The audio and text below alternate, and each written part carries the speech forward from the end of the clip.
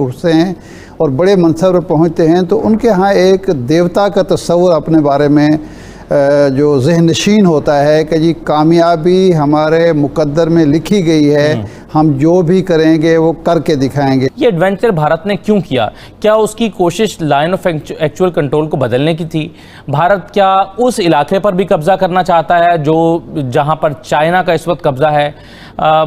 باوجود اس کے کہ بہت سارے علاقے ہیں جہاں پر چائنا کا اپنا کلیم کرتا ہے، بہت سارے ایسے علاقے ہیں جہاں پر انڈیا اپنا کلیم کرتا ہے، اس کے باوجود کئی سالوں سے اور کئی دہائیوں سے یہاں پر اپنی اپنی پوزیشنز پر یہ فوجیں برقرار ہیں۔ تو یہ مودی کو کیا سوجھی کہ وہاں پر جا کر یہ ایڈونچر کیا جائے؟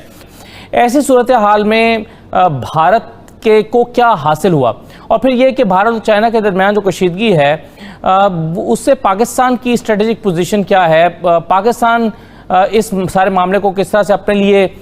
کیسے دیکھتا ہے، اور پاکستان کی حکمت عملی کیا ہونی چاہیے اور کیا ہے؟ ان تمام چیزوں پر آج ہم گفتگو کریں گے۔ اور سب سے پہلے اوریہ صاحب میں آپ ہی سے شروع کرتا ہوں، یہ کیا آپ دیکھ رہے ہیں بھارت کی نیت کیا تھی؟ بنیادی طور پر بھارت کیا لائن آف ایکچوئل کنٹرول کو بدلنا چاہتا تھا؟ نہیں، بہت ساری جنگیں اس لیے کی جاتی ہیں کہ اس میں کوئی حاصل حصول نہیں ہوتا، بلکہ اس ایریا کو ایک مستقل ڈسٹربنس کا شکار رکھنا ہوتا ہے تاکہ وہ پوری دنیا کے سامنے ایریا آف ڈسپیوٹ بن جائے۔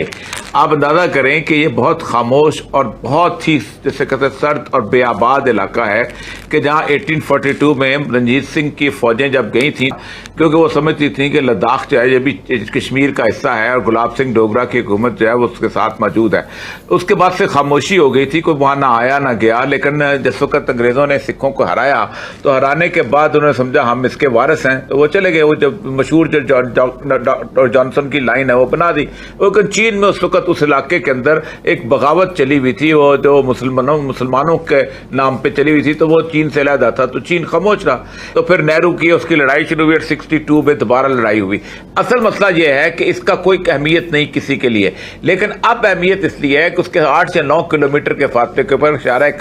قراقرم گزرنی ہے اور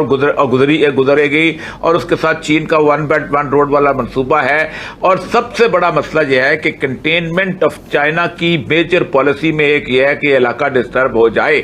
کیونکہ ظاہر بات ہے اس میں مفاد جو ہے وہ خالصتاً امریکہ کا اور ان طاقتوں کا ہے۔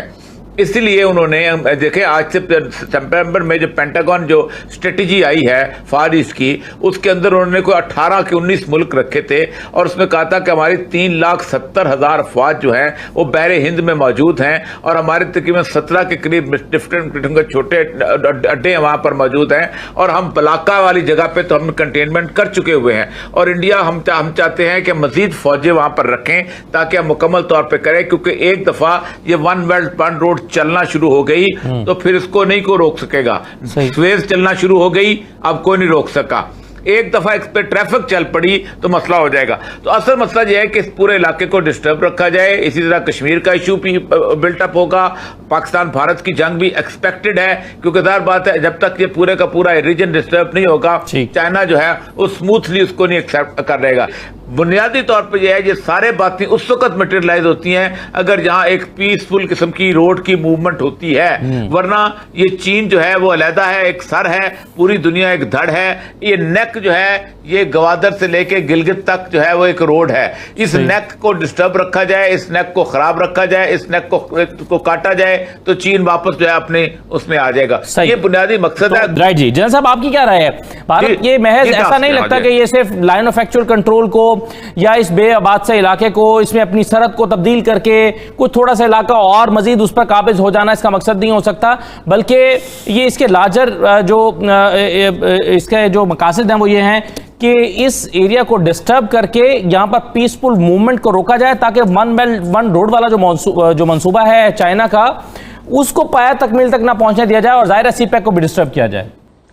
جی میرے خیال میں اوریہ مقبول جان صاحب بالکل درست کہہ رہے ہیں۔ میں اس کو مختصر دوسرے الفاظ میں آسان الفاظ میں بیان کر دوں کہ یہ امریکہ انڈیا گٹھ جوڑ کی پریکٹیکل مینیفیسٹیشن ہے جو کچھ اس وقت کشمیر میں ہو رہا ہے اور جو کچھ کشمیر کی وجہ سے لداخ میں ہو رہا ہے۔ اوور آل اس کا مقصد ہے ایک جو اسٹریٹجک ٹرم یوز ہوتی ہے کنٹینمنٹ آف چائنا، یہ ہے انسرکلمنٹ آف چائنا، کیونکہ ساؤتھ چائنا سی جہاں سے چائنا کا $5 ٹریلین کا ٹریڈ ہوتا ہے،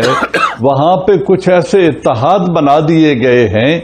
جو چائنا کے لیے بہت بڑا خطرہ بن سکتے ہیں اور چائنا کی مشکلات میں بہت اضافہ ہو سکتا ہے۔ وہ اتحاد ایک تو ہے امریکہ انڈیا کا، جسے انہوں نے ابھی ساؤتھ چائنا میں جو ان کی اسٹریٹجی ہے اس کو انڈو پیسفک اسٹریٹجی یا انڈو پیسفک کمانڈ کا نام دے کر ہندوستان کو آن بورڈ کیا ہے وہاں پہ فزیکل پارٹنرشپ کے لیے، ملٹری پارٹنرشپ کے لیے۔ دوسرا وہاں پہ اتحاد بنا ہے 4 ملک کی اتحاد، امریکہ، انڈیا، آسٹریلیا اور جاپان کا،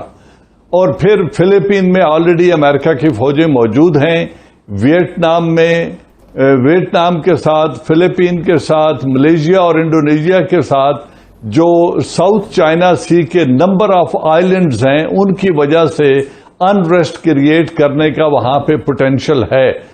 اس چیز کو اوبویٹ کرنے کے لیے، اس سے بچنے کے لیے اور اپنے انٹرنیشنل ٹریڈ کو جاری رکھنے کے لیے چائنا نے اس چیز کو بہت پہلے بھانپ لیا تھا اور انہوں نے بیلٹ اینڈ روڈ انیشیٹو کا آغاز کر دیا تھا۔ یہ تھا تاکہ وہاں اگر کچھ ہوتا ہے تو 1.25 ارب آبادی۔ جی مجھے سر ایک چھوٹا سا بریک لیں، اپنی بات کو مکمل کر لیجئے گا، لیکن ایک اور سوال جو آپ دونوں کی بات سے میرے ذہن میں پیدا ہو رہا ہے وہ یہ کہ اگر منصوبہ اتنا بڑا تھا، جو بریک پر جانے سے پہلے بات ہو رہی تھی اوریہ صاحب کا اور جنرل اعجاز امان صاحب کا خیال تھا ڈاکٹر صاحبہ کہ یہ بنیادی طور پر بھارت چائنا کے 1 بیلٹ 1 روڈ کو ڈسٹرب کرنے کے لیے، سی پیک کو متاثر کرنے کے لیے اور اس علاقے میں کشیدگی برقرار رکھنے کے لیے تاکہ انویسٹرز کو اور باقی لوگوں کو ذرا ایک خوف میں مبتلا کیے رکھے، اس کی یہ ایکٹیویٹی تھی بنیادی طور پر جو اس وقت جو کچھ دن پہلے گلوان ویلی میں ہوئی یا لداخ میں جاری ہے۔ آپ کے خیال میں جو میں سوال اٹھا کے گیا تھا بریک پر جانے سے پہلے کہ اگر یہ اتنا اہم ٹاسک ہے، اتنی کمزور منصوبہ بندی کیوں تھی آپ کے خیال میں؟ دیکھیے میرا نہیں خیال کہ کمزور منصوبہ بندی تھی، ہوا یہ کہ جب اجیت سنگھ صاحب نے جو رننگ میٹ ہیں مودی کے، انہوں نے on the house of the parliament, on the floor of the parliament جب 5 اگست کا اعلان کیا تھا جس میں انہوں نے یہ کہا تھا کہ آکوپائڈ جو کشمیر ہے وہ پورا حصہ ہے انڈیا کا، اور اس کے ساتھ ساتھ انہوں نے جو دوسری اعلانات کیے تھے، اس کے ساتھ ساتھ انہوں نے ایک اور اعلان بھی کیا تھا، انہوں نے کہا تھا جو اکچے کا ریجن ہے وہ بھی انڈیا کا حصہ ہے، اور جو سبسیکوینٹ میپس تھے اس میں وہ اس کو بہت کھل کر دکھانے لگا، اور اس سے بھی زیادہ اہم بات یہ کہ جو انفراسٹرکچر جو روڈ انہوں نے وہاں پر بلڈ کی تھی اس سے پہلے بھی چائنا بہت انکمفرٹیبل ہو رہا تھا، کیونکہ وہ چائنا کے لیے ایک تقریباً ایک اسٹریٹجک کنسرن کے طور پر ایمرج ہو رہی تھی۔ کووڈ-19 ہوا تو نہ تو بیجنگ نے اس بات کو معاف کیا اور نہ اس کو وہ بھولا، بلکہ اسی وقت وہاں کی فورن منسٹری سے بہت واضح طور پہ انڈیا سے کہا گیا تھا کہ یہ آپ نہ کریں۔ انڈیا کنٹینیوڈ ود دیٹ، اور ان سم ویز آپ دیکھیے آپ ایک مختلف چائنا کو آج دیکھ رہے ہیں۔ اس بارڈر پہ ہمیشہ سے ٹینشنز رہی ہیں، کیونکہ جو معاہدے ہیں جن میں دونوں طرف سولجرز آرم ہوتے ہیں لیکن ان معاہدوں کے تحت وہ آرمز استعمال نہیں کرتے، تو وہ آرمز تو ابھی بھی استعمال نہیں ہوئے، لیکن ظاہر ہے جیسے آپ نے کہا کہ وہ باربڈ وائر کے ساتھ پولز پہ لپیٹ کر جو آپس میں چپکلش ہوئی اس کی وجہ سے بہت زیادہ نقصان ہوا، اور جو فوٹیج آ رہی ہے اس فوٹیج میں ایسا معلوم ہوتا ہے کہ جو انڈین کیجولٹیز ہیں وہ بہت ہائی ہیں۔ اور جس طرح سے باقی مہمانوں نے اس پر رائے کا اظہار کیا، یہ بڑی امپورٹنٹ چیز ہے، یہ ایسا نہیں ہے کہ صرف آپ نے 2-4 جو ہے وہ میٹر آگے زیادہ جگہ لینے کے لیے یہ ایڈونچر کیا ہو، اس کے اہداف ہیں۔ پاکستان آپ کے خیال میں اس سارے معاملے کو کس طرح سے دیکھ رہا ہوگا؟ پاکستان سے پہلے دیکھیں جی، پہلے ہمیں مودی کا جو ذہن ہے، مودی کا جو مزاج ہے، مودی کی جو افتاد طبع ہے اور مودی کا ماضی ہے، اس کو ذہن میں رکھ کے پھر تبصرہ کرنا آسان ہو جاتا ہے۔ مودی ہو، ہٹلر ہو، صدام حسین ہو، یہ جو لوگ کامیابیاں پے در پہ کامیابیاں حاصل کرتے ہیں، چھوٹی سطح سے اٹھتے ہیں اور بڑے منصب پر پہنچتے ہیں، تو ان کے ہاں ایک دیوتا کا تصور اپنے بارے میں جو ذہن نشین ہوتا ہے کہ جی کامیابی ہمارے مقدر میں لکھی گئی ہے، ہم جو بھی کریں گے وہ کر کے دکھائیں گے۔ انہوں نے گجرات کیا، مودی صاحب نے، کسی نے نہیں پوچھا اس کو، نہ امریکہ نے سوائے اس کے کہ پابندی لگا دی کہ جی آ نہیں سکتے۔ ایک بچر آف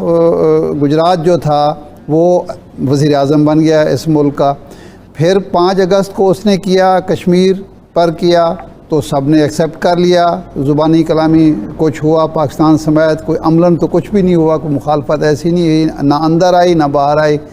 उसके बाद लद्दाख का मामला तो उसी वक्त ही उसने जहन में सोच लिया था कि वो मोदी के जहन में ये है कि मुझे भगवान ने इस मनसब पर बिठाया है और मैंने एक वो महाभारत जो है वो जंग लड़नी है, और उसके नतीजे में वो तस्वुर जो भारत का है उसको बहाल करना है। उसका ख्याल होगा कि पहले भी तो एक हुई थी ना छोटी सी झड़प जिसमें वो कुछ भी नहीं हुआ था जी। और उसके अलावा ये वहाँ जो बैठना चाहते हैं उसका,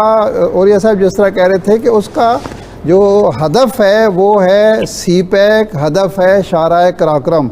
अगर वहाँ चाइना अपना तसल्लुत, इंडिया अपना तसल्लुत कायम कर लेता है, वहाँ ये सड़क मुकम्मल हो जाती है और उसके बाद जाके फ़ौजें बैठ जाती हैं, तो वो जो बार बार गिलगित बल्तिस्तान के हवाले से बयान देता है, तो वो हमारी स्ट्रेटेजिक जो एक है इंडिया, चाइना और पाकिस्तान के दरमियान, उसके लिए ख़तरात लाहिक हो सकते हैं। तो